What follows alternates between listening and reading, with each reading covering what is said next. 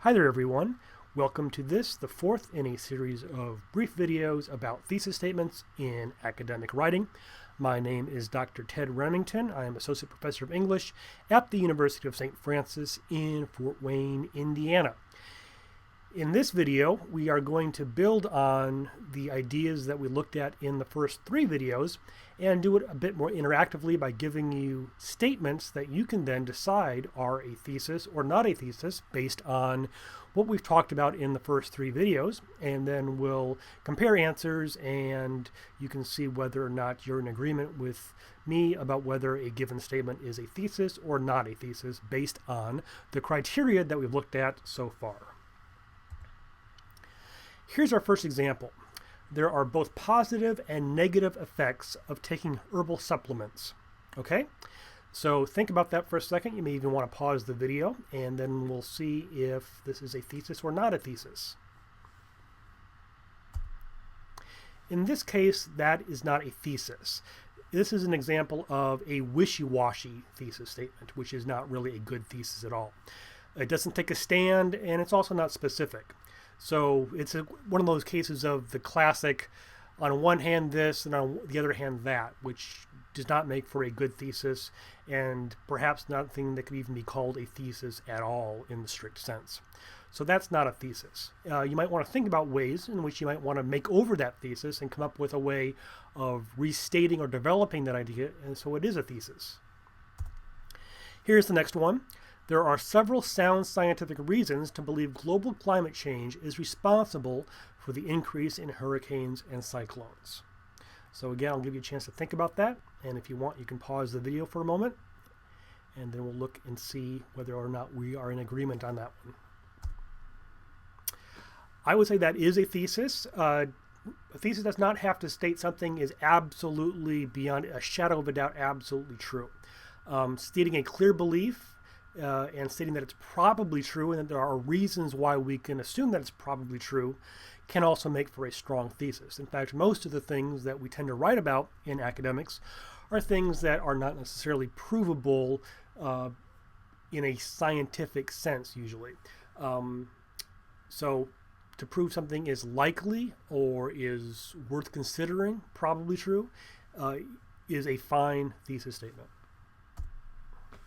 Here's the next one. Although they undoubtedly save lives, mandatory helmet laws for motorcycle riders are unconstitutional.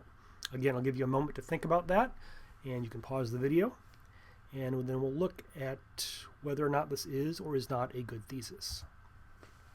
I would say this is a good thesis. The author is stating an opinion.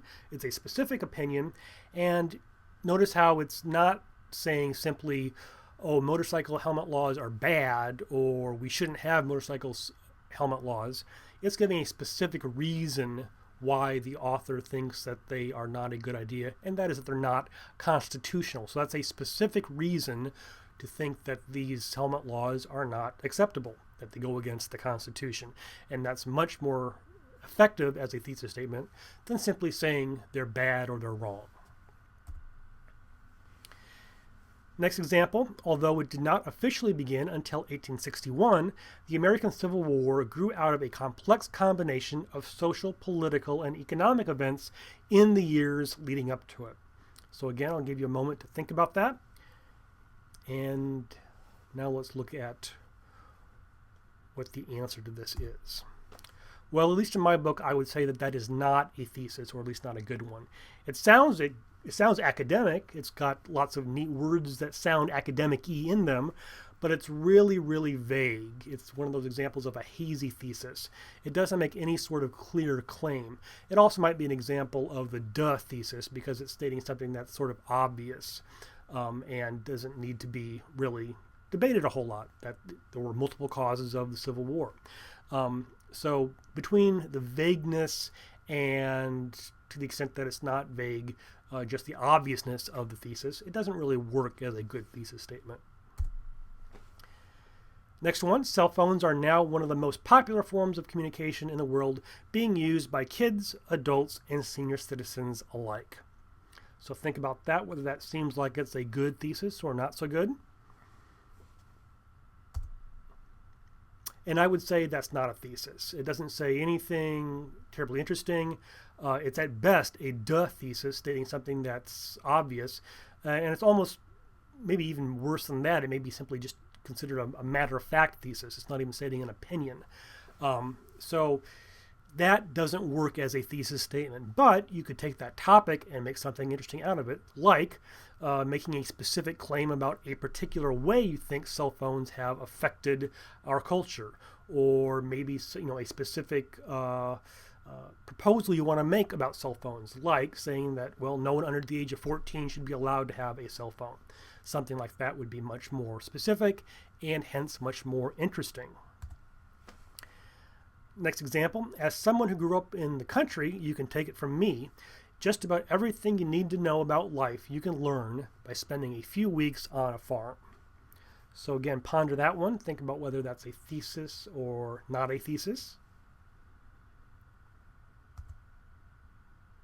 And this one, you might be surprised to learn that this would be, by most people, considered a good thesis because it seems like it's a personal observation. But personal essays also need thesis statements. It's not just things that are overtly academic, obviously academic, that need a thesis statement. Personal essays need some sort of thesis, and oftentimes those are thesis statements that are stated flat out, just as you would in a more traditional academic essay. So it's personal, but still making a specific claim that not everyone will agree with. It provokes thought, so that makes it interesting, and as we've said, interesting, thought-provoking opinions are what a thesis really at its root is. So I hope that's been helpful to you, just to look at some examples of statements that at first blush all might be mistaken for thesis statements, but some of which are not. And if any of these seem unclear to you, you might want to go back and review the video number 2, where we looked at these sort of false thesis statements and why they're not as good as a true thesis statement. And just to wind up in this video, which is, as I said, the 4th in a series of videos on thesis statements, just to review what we've looked at so far, your thesis should make a specific claim. It should be an opinion that you can imagine somebody disagreeing with. Don't worry about being right. That's purpose of writing a paper is not to show that you've mastered material. It's shown that you can think in a creative way about the material. So don't worry about saying something that someone might say is wrong. If you can't imagine anyone ever saying your idea is wrong or mistaken, then you don't really have a thesis statement to begin with. A good thesis should challenge your audience to think differently, to make them question what they've thought, to make them think about an old topic in a new way, and maybe to persuade them to move at least a little bit towards your way of thinking about something when they don't think about it that way already. It's okay, and in fact, oftentimes absolutely necessary, to revise your thesis statement as you go. You may find in writing a paper that your thesis statement will evolve and develop and become more specific and more interesting. Or you might even do a complete 180 and change your opinion on something as you think through it. And all of that's fine. Don't be nervous about changing or revising your thesis statement as you go. And one helpful way to think about a way to come up with a thesis statement is to simply think about an interesting question that you have about your topic, a question that you don't already know the answer to. Then do some research and see if you can find out the answer to that question, at least from your point of view, and formulate a possible answer. Your possible answer is your thesis statement, and that is advice that I've got in my academic life that has stood me in good stead.